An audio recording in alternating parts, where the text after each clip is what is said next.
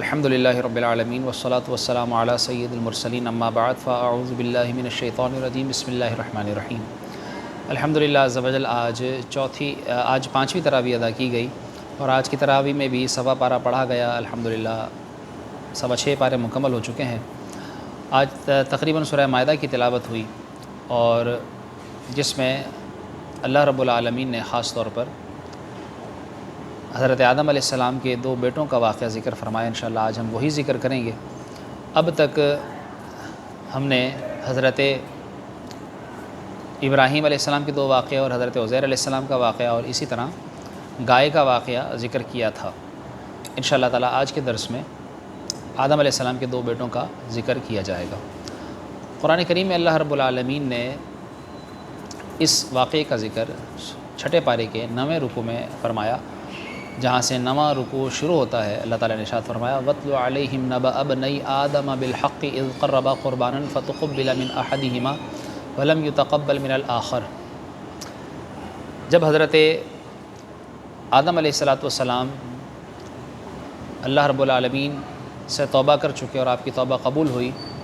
تو اللہ رب العالمین نے حضرت آدم علیہ السلام کے ہاں بی بی حوا رضی اللہ تعالیٰ عنہا کے ذریعے اولاد کا سلسلہ شروع فرمایا۔ یعنی جب دونوں کا ملاپ ہوا تو آپ کے ہاں جو اولاد ہوتی وہ جوڑے در جوڑے پیدا ہوتی،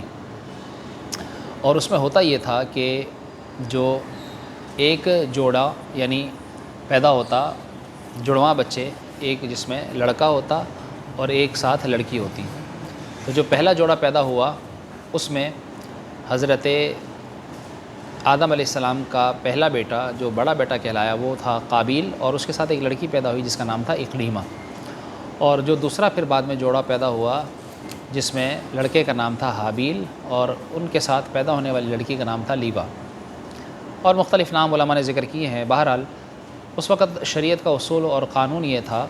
کہ ایک جوڑے کا جو لڑکا ہوتا وہ دوسرے جوڑے کی لڑکی سے، اور جو پہلے جوڑے کی لڑکی ہوتی وہ دوسرے جوڑے کے لڑکے سے اس کا نکاح کیا جاتا، اور اس طرح پھر جو ہے وہ نسل آگے بڑھنا شروع ہوئی۔ روایتوں میں آتا ہے کہ جو لڑکی قابیل کے ساتھ پیدا ہوئی تھی اقلیمہ، اصولی طور پر اس کا نکاح ہونا چاہیے تھا حابیل سے۔ جب حضرت آدم علیہ السلام نے یہ فرمایا کہ ان کا نکاح کیا جائے تو اب قابیل کو اعتراض ہو گیا۔ اعتراض کیوں ہوا؟ اعتراض یوں ہوا کہ چونکہ اقلیمہ کچھ خوبصورت تھی اور قابیل کی یہ چاہت تھی کہ اس کا نکاح اس کے ساتھ ہی پیدا ہونے والی لڑکی اقلیمہ سے کیا جائے۔ اب دراصل حضرت آدم علیہ السلام نے جب ان کو یہ حکم دیا تو قابیل نے اس حکم کو ماننے سے انکار کر دیا۔ یہاں تک اگر ہم ان واقعات کی روشنی میں اگر ہم سمجھیں، اگر ہم جانیں تو ہمیں سب سے پہلی بات یہ معلوم ہوتی ہے کہ اللہ رب العالمین نے وحی کے ذریعے رسول اللہ صلی اللہ تعالیٰ علیہ وآلہ وسلم کو، دیکھیے آپ کہ تقریباً کئی ہزار سال قبل حضرت آدم علیہ السلام گزرے اور ان کا اور ان کے بیٹوں کا یہ واقعہ اللہ تعالیٰ نے رسول اللہ صلی اللہ علیہ وسلم کو وحی کے ذریعے قرآن کریم کی آیات میں آگاہ فرمایا۔ معلوم ہوا اللہ رب العالمین نے حضور صلی اللہ علیہ وسلم کو قرآنی آیات اور وحی کے ذریعے کئی ہزار سال قبل کا علم بھی عطا فرمایا۔ تو جب اللہ رب العالمین نے آپ کو کئی ہزار سال قبل کا علم عطا فرمایا تو اسی طرح اللہ تعالیٰ نے آپ کو کئی ہزار سال بعد کا علم بھی رسول اللہ صلی اللہ علیہ وسلم کو عطا فرمایا، کیونکہ قرآن کریم میں جس طرح پچھلی خبریں ہیں اسی طرح اللہ رب العالمین نے تا قیامت ہونے والی خبروں کا بھی رسول اللہ صلی اللہ علیہ وسلم کو علم عطا فرمایا، اور قرآن کریم کی آیات اس پر شاہد ہیں۔ اور دوسری بات یہ معلوم ہوئی کہ باپ کی نافرمانی اگر بیٹا کرے تو یہ بھی دراصل شروع سے چلتا آیا۔ اب بھی اگر کسی کا بیٹا اس کی نافرمانی کرتا ہے تو وہ یہ سمجھ لے کہ یہ دستور ہے، اور ہونا تو یہی چاہیے کہ اولاد اپنے والدین کی، اپنے والد کی فرما برداری کرے۔ الغرض اب جب اس نے یعنی قابیل نے جو ہے وہ نکاح کا انکار ہونے پر والد کی طرف سے جب اس نے اعتراض کیا تو روایتوں میں آتا ہے کہ حضرت آدم علیہ السلام نے اپنے بیٹوں سے کہا کہ اچھا تم ایسا کرو، اپنی قربانیاں پیش کرو، جس کی قربانی قبول ہو جائے گی تو اس کا نکاح جو ہے وہ اقلیمہ کے ساتھ کر دیا جائے گا۔ گویا کہ یہ ایک دوسری حجت تھی، اگرچہ پہلے اصول تھا لیکن پھر بھی قابیل کو مطمئن کرنے کے لیے اور حجت دکھانے کے لیے یہ حکم ہوا، جس کا ذکر اللہ تعالیٰ نے قرآن میں فرمایا اذ قربا قربانا فتقبل من احدہما ولم يتقبل من الآخر، کہ جب دونوں نے قربانیاں پیش کی تو ان میں سے ایک سے قبول ہوئی اور دوسرے سے قبول نہیں ہوئی۔ دراصل یہ جو قابیل تھا یہ چراتا تھا، یہ کرتا تھا کھیتی باڑی زراعت، اور جو حابیل تھا وہ تھا بکریاں چراتا۔ کہتے ہیں کہ انہوں نے اپنے اپنے مال میں سے، یعنی قابیل نے کچھ غلہ اور حابیل نے اپنے ریبڑ میں سے جن بکریوں کو وہ چراتے تھے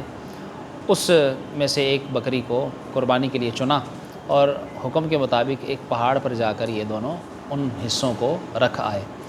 اور اس وقت قربانی جو پیش کی جاتی تھی اس کی قبولیت کا یہ طریقہ ہوا کرتا تھا کہ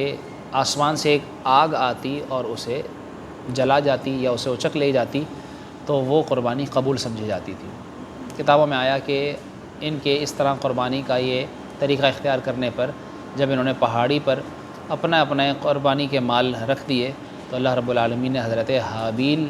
رضی اللہ تعالیٰ عنہ کی قربانی قبول فرما لی۔ اب بھی یعنی اللہ کے حکم کی طرف سے اور اللہ کی طرف سے جو گویا کہ یہ فیصلہ ثابت ہو گیا تھا کہ حابیل کا نکاح اقلیمہ سے ہی ہونا چاہیے، قابیل کا نہیں، اور قابیل جو ہے وہ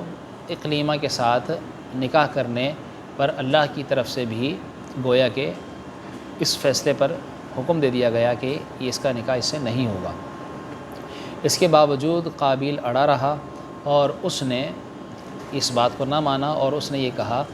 کہ میں تجھے جو ہے وہ قتل کروں گا، یعنی وہ قتل پر جو ہے وہ اتر آیا۔ اور جب نافرمانی حد سے بڑھ جاتی ہے تو انسان جو ہے وہ انتہائی قدم اٹھانے کی طرف بڑھتا ہے، اور انسانیت میں جو ہے وہ سب سے آخری یعنی انتہائی قدم وہ یہی قتل سمجھا جاتا ہے۔ تو الغرض اس نے بھی یہی کیا، اور قابیل نے حضرت حابیل کو قتل کرنے کا منصوبہ بنایا۔ روایتوں میں آتا ہے کہ جب اس کی قربانی قبول نہیں ہوئی تو کہنے لگا قال لأقتلنک، کہ میں تو تجھے ضرور قتل کروں گا۔ تو حضرت حابیل نے جواب دیا انما یتقبل اللہ من المتقین، کہ اللہ تعالیٰ تو جو متقی ہوتے ہیں انہی کی قربانی قبول فرماتا ہے۔ اب بھی جو ہے وہ بہت سارے ایسے لوگ ہوتے ہیں کہ جو قربانی پیش کرتے ہیں، جس طرح ماہ ذوالحجۃ الحرام میں جو لوگ قربانیاں پیش کرتے ہیں تو ان کا طریقہ کار بھی یہ ہوتا ہے کہ وہ بجائے تقویٰ کے، بجائے اللہ کی رضا کے، بجائے اچھی نیت کے قربانی کرنے کے، وہ گوشت حاصل کرنے کی نیت سے قربانیاں کرتے ہیں۔ یعنی باقاعدہ پہلے سے حساب لگایا جاتا ہے کہ کتنے کا جانور لیں گے تو اس میں سے کتنا گوشت نکلے گا، اور اس سے بھی جو ہے وہ دعوتیں اور اچھے کھانے کھانا مقصود ہوتا ہے، تقویٰ مقصود نہیں ہوتا۔ اور قرآن کی آیت سے پتہ چلا انما یتقبل اللہ من المتقین، کہ اللہ تعالیٰ متقیوں کی قربانی قبول فرماتا ہے۔ تو اب لوگوں کو یہ چاہیے، جس کی طرف ایک اشارہ قرآن کی آیت میں یہاں سے بھی ملتا ہے،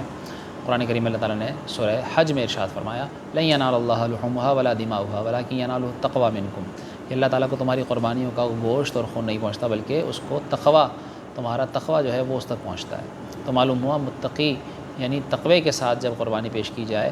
تبھی اس کی قربانی قبول ہوتی ہے، اور یہی قربانیاں جو ہے وہ جو قبول ہوں گی جو اللہ کی رضا کے لیے کی جائیں گی، نہ کہ گوشت اور اپنی واہ واہ کے لیے، تو وہی قربانیاں قیامت کے دن اس قربانی پیش کرنے والے کے لیے سواریاں بھی بنیں گی۔ اس لیے رسول اللہ صلی اللہ علیہ وسلم نے فرمایا کہ خوبصورت اور فربا جانوروں کی قربانیاں کیا کرو کہ کل فل صراط پر تمہارے لیے سواری بنائی جائیں گی۔ الغرض جب اس نے قربانی جب اس کی قبول نہ ہوئی اور اس نے قتل کا منصوبہ بنا دیا تو کہنے لگا قال لاقتلنک انما یتقبل اللہ من المتقین لئن بسطت الی یدک لتقتلنی ما انا بباسط یدی الیک لیقتلک۔ تو حابیل نے یہ کہا کہ تو میری طرف دست درازی کرے گا، قتل کے لیے ہاتھ بڑھائے گا، لیکن میں ایسا نہیں کروں گا۔ معلوم ہوا کہ نیک لوگوں کا شیوا یہ ہوتا ہے کہ وہ برائی کرنے والے پر بھی بدلے میں برائی نہیں کرتے، اور حضرت حابیل نے بھی یہی طریقہ اپنایا، حتیٰ کہ اس نے یعنی قابیل نے حضرت حابیل کو قتل کر لیا۔ یہ بار بار قابیل کا اور حابیل کا جو ذکر آ رہا ہے اسے یاد رکھنے کے لیے آپ یہ طریقہ سمجھ لیجئے کہ قتل میں بھی پہلا لفظ قاف ہوتا ہے، اور اس کا نام بھی قابیل تھا، تو چونکہ اس نے قتل کیا تھا تو یہ قاتل تھا، قاتل میں بھی پہلا لفظ قاف ہے، تو اس طرح یہ یاد رکھا جا سکتا ہے۔ اور ہلاک جو یعنی جن کو شہید کیا گیا، قتل کیا گیا، وہ تھے حضرت حابیل، تو ہلاک ہے سے بنتا ہے تو ان کا نام بھی ہے سے آتا ہے حابیل، تو اس طرح یاد رکھ سکتے ہیں کہ قابیل قاتل تھا اور حابیل ہلاک ہوا۔ الغرض جب اس نے قتل کر دیا اور قتل کرنے کے بعد اب وہ پریشان ہوا کہ بھائی کی لاش کو کہاں چھپائے، اور لاش کو چھپانے کے لیے وہ پریشان تھا کہ اللہ رب العالمین نے کووں کو بھیجا، اور 2 کوے جن میں سے دونوں میں سے ایک نے دوسرے کوے کو مار دیا، اور جب اس نے مار دیا تو اس نے کوے نے زمین کریدی اور زمین کورید کر اس میں کوے کو دبا دیا اور اوپر سے مٹی ڈھک دی۔ یا بعض روایتوں میں یہ بھی آتا ہے کہ کوا جو ہے وہ اپنا جو کھانا ہوتا ہے جو بچ جاتا ہے وہ اسے کورید کر اور اسے چھپا دیتا ہے۔ تو یہ سارا واقعہ اس قابیل کے سامنے ہوا، اور جب اس نے حضرت حابیل کو قتل کر دیا تو اب یہ جو چھپانے کے لیے پریشان تھا کہ لاش کا کیا کرے، تو اس نے اس طرح کووں کو دیکھ کر حضرت حابیل کی لاش کو چھپانا چاہا، اور یوں جو ہے وہ قرآن کریم میں ذکر ہوا، قال یا ویلتا اعجزت ان اکون مثل هذا الغراب فاواری سوءة اخی فاصبح من النادمین، کہ کاش جو ہے وہ میں اس کوے سے زیادہ بدتر نہ ہوتا کہ میں جو ہے وہ، یعنی کوا مجھ سے اچھا رہ گیا کہ اس نے جو ہے وہ ایک کوے کو مارنے کے بعد اسے چھپا دیا، لیکن میں اپنے بھائی کی لاش کو بھی نہ چھپا سکا۔ الغرض وہاں سے یہ تدفین کا طریقہ شروع ہوا جسے اللہ رب العالمین نے شریعت محمدی میں ضروری قرار دے دیا، اور قرآن کریم کی ان آیات سے علماء نے لکھا کہ مسلمانوں میں تدفین کا طریقہ اس طرح اللہ رب العالمین نے بیان فرمایا، اور رسول اللہ صلی اللہ علیہ وسلم نے اپنے مردوں کو دفن کرنے کا حکم دیا۔ روایتوں میں آتا ہے کہ جس طرح اس قابیل نے حابیل کو دفنایا، اس سے ہمیں پتہ چلتا ہے کہ اللہ تبارک و تعالیٰ کا یہ ہم انسانوں پر گویا کہ احسان ہے کہ اللہ رب العالمین نے یہ طریقہ جاری فرمایا۔ آپ دیکھیے سورہ عبس میں اللہ رب العالمین نے ارشاد فرمایا ثم اماتہ فاقبرہ، کہ ہم نے انسان کو موت دی اور پھر اسے قبر بھی نصیب فرمائی۔ معلوم ہوا کہ جسے قبر نصیب ہو جائے تو وہ بھی بڑا خوش نصیب ہے، ورنہ کتنے لوگ ایسے ہیں بم بلاسٹ میں ایسے مارے جاتے ہیں کہ ان کے جسم کے اعضاء بھی نہیں ملتے۔ ایک واقعہ میرے سامنے ہوا کہ ان کے گھر میں بہت بڑی کڑھائی کے اندر چربی پگھلائی جاتی تھی، اور وہ شخص نشے میں آیا اور اس نے کڑھائی میں چمچہ چلانا شروع کیا، تو وہ نشے کی حالت میں اس کھولتی ہوئی چربی کی کڑھائی میں گر گیا، تو وہ پورا پگھل گیا اور اس کو چمچے سے نکالا گیا اور شاپر میں اس کو پیک کر کے بڑے تھیلے میں اس کو دفنایا گیا، اور یعنی اس کا جسم بھی سلامت نہ رہ سکا۔ معلوم ہوا کہ کسی کا جسم سلامت رہے مرنے کے بعد اور اسے قبر نصیب ہو جائے، یہ بھی اللہ کا بڑا احسان ہے۔ دیکھیے اللہ رب العالمین کی ہم پر کیسی رحمت ہے کہ مرنے کے بعد یعنی دنیا میں بھی اللہ تعالیٰ میں زندگی میں عزت عطا فرماتا ہے کہ کتنے ایسے عیب ہیں جو صرف ہمیں اور اللہ ہمارے رب کو معلوم ہے اور ہمارے سوا کوئی نہیں جانتا، اور اللہ نے ان عیوب کے باوجود ہمیں عزت عطا فرمائی۔ اور یوں ہی آپ دیکھیے کہ مرنے کے بعد بھی رب العالمین عزت عطا فرماتا ہے کہ بندے کو بڑی تکریم کے ساتھ نہلایا جاتا ہے، کفنایا جاتا ہے، پھر اس کی نماز جنازہ پڑھی جاتی ہے، اس کو کندھوں پر اٹھایا جاتا ہے، اور پھر جو ہے باقاعدہ اس کو اس کا چہرہ دکھایا جاتا ہے، لوگ دیکھتے ہیں، اور اس کے بعد اس کو دفنایا جاتا ہے اور اس پر قبر پر مٹی ڈالی جاتی ہے، اس کے لیے دعائیں پڑھی جاتی ہیں۔ یہ اللہ تعالیٰ نے گویا کہ مسلمان کو عزت عطا فرمائی ہے، تو اللہ کا شکر ادا کرنا چاہیے کہ رب العالمین نے یہ عزت یہ تکریم ہم مسلمانوں کو عطا فرمائی۔ اس واقعے سے ایک بات یہ بھی پتہ چلتی ہے کہ یہ جو قتل کا معاملہ ہوا، یعنی زمین پر سب سے پہلا جو قتل ہوا وہ حضرت حابیل کا تھا اور قاتل تھا قابیل۔ معلوم ہوا کہ اب جتنے بھی قتل کیے جائیں گے، یعنی ظلماً جو بھی قتل ہوگا ان کا جتنا گناہ، اس قتل کا گناہ سارا قابیل کے ذمہ جائے گا۔ اور حدیثوں میں یہ بھی آتا ہے، روایتوں میں یہ بھی ملتا ہے کہ قتل ایک ایسا عمل ہے کہ جس کے متعلق اللہ تبارک و تعالی نے مزید اسی آیت میں یعنی اسی رکوع میں فرمایا من اجل ذلک کتبنا علی بنی اسرائیل انہ من قتل نفسا بغیر نفس او فساد فی الارض فکأنما قتل الناس جميعا، کہ ہم نے بنی اسرائیل پر یہ لازم کر دیا، یہ لکھ دیا کہ جو بھی ایک انسان کو قتل کرے گا فکأنما قتل الناس جميعا، گویا اس نے سارے انسانوں کو قتل کیا۔ تو قتل کا ایک یہ وبال، اور آج کل آپ دیکھیے کہ لوگ کس طرح کسی کو بھی قتل کر دیتے ہیں پیسوں کی خاطر، تھوڑے بہت قیمتی موبائل کی خاطر، اور نہ جانے چھوٹی چھوٹی وجوہات پر بسا اوقات قتل تک کا اقدام کر لیا جاتا ہے۔ تو قتل ایک بہت بڑا گناہ ہے، اور اس سے یہ پتہ چلا کہ جو برا طریقہ رائج کرے اور پھر اس طریقے کو دیکھ کر جو برا طریقہ سیکھے تو ساروں کی برائی کا وبال اس طریقہ جاری کرنے والے پر ہی ہوگا۔ ایسے ہی اس کے برعکس روایت میں ملتا ہے کہ جو اچھا طریقہ اسلام میں جاری کرے تو اس اچھے طریقے پر عمل کرنے والے جتنے لوگ ہوں گے ان سب کا ثواب بھی اس اچھے طریقے سے جاری کرنے والے کو دیا جائے گا۔ اس سے یہ بھی معلوم ہوتا ہے کہ رسول اللہ صلی اللہ تعالیٰ علیہ وآلہ وسلم کے نامہ اعمال میں سب سے بڑھ کر نیکیاں ہیں، کیونکہ آپ صلی اللہ علیہ وسلم نے ہی سارے طریقے یعنی نماز اور روزے اور دیگر نیک احکام کے ہم سب کو عطا فرمائے اور ہمیں سکھائے۔ معلوم ہوا یہ تمام نیکیاں رسول اللہ صلی اللہ علیہ وسلم کو دی جاتی ہیں، اور یہ سب سے بڑھ کر نامہ اعمال میں رسول اللہ صلی اللہ علیہ وسلم کے ثواب دیا جاتا ہے۔ اس سے دوسری بات یہ پتہ چلتی ہے اس واقعے سے کہ اللہ تبارک و تعالیٰ نے دیکھیے اس واقعے میں یہ جو بیان فرمایا قرآن کریم میں، علماء لکھتے ہیں کہ قابیل نے جو حابیل کو قتل کیا وہ کس وجہ سے، اصل مقصد یعنی اصل وجہ جو بنی وہ تھا حسد، اپنے بھائی سے حسد، یعنی کہ وہ جو ہے وہ کسی خوبصورت لڑکی کا حقدار کیوں ہو، اور حسد میں جو ہے وہ اس نے اپنے بھائی حابیل کو قتل کیا۔ معلوم ہوا کہ حسد ایسا گناہ ہے کہ جس کی وجہ سے انسان بسا اوقات قتل تک پہنچ جاتا ہے، اور یہ بھی پتہ چلا کہ بھائی کو بھی بھائی سے حسد ہو جاتا ہے، ہو سکتا ہے۔ ہمیں یہ دعا یہ کرنی چاہیے کہ اللہ تعالیٰ ہمیں حسد سے محفوظ فرمائے۔ کیوں؟ رسول اللہ صلی اللہ تعالیٰ علیہ وسلم نے ارشاد فرمایا کہ حسد سے بچو کہ یہ نیکیوں کو ایسے کھا جاتا ہے جیسے آگ سوکھی لکڑی کو کھا جاتی ہے۔ تو حسد سے ہر وقت بچنا چاہیے، اور آپس میں بھائیوں میں، بہنوں میں، بہن بھائی میں، اسی طرح بسا اوقات آپس میں ساتھ کام کرنے والوں میں، لوگوں میں، رشتہ داروں میں حسد ہو جاتا ہے۔ چھوٹی چھوٹی چیزوں کو دیکھ کر لوگ حسد کرنے لگتے ہیں، جلنے لگتے ہیں۔ حسد کہتے ہیں کہ کسی کی نعمت دیکھ کر یہ تمنا کرنا یہ چھن جائے اس سے یہ نعمت اور مجھے مل جائے، یہ حسد کہلاتا ہے۔ تو حسد سے بھی ہمیں بچنے کی کوشش کرنی چاہیے۔ اسی طرح اس میں یہ بھی بات پتہ چلتی ہے اس واقعے سے کہ یہ حسد اس کو کیوں ہوا، حابیل سے قابیل کو کیوں ہوا۔ اسے ہوا اس وجہ سے تھا کہ وہ وجہ بنی عورت، کہ اس نے یہ چاہا کہ یہ نکاح اس لڑکی کا اس سے نہ ہو بلکہ مجھ سے ہو، تو اس لڑکی کی وجہ سے اسے حسد ہوا۔ تو معلوم ہوا کہ بسا اوقات عورت کو فتنہ بنا دیا جاتا ہے۔ اگر اسے فتنہ بنا دیا جائے تو پھر وہ فتنہ بن جاتی ہے۔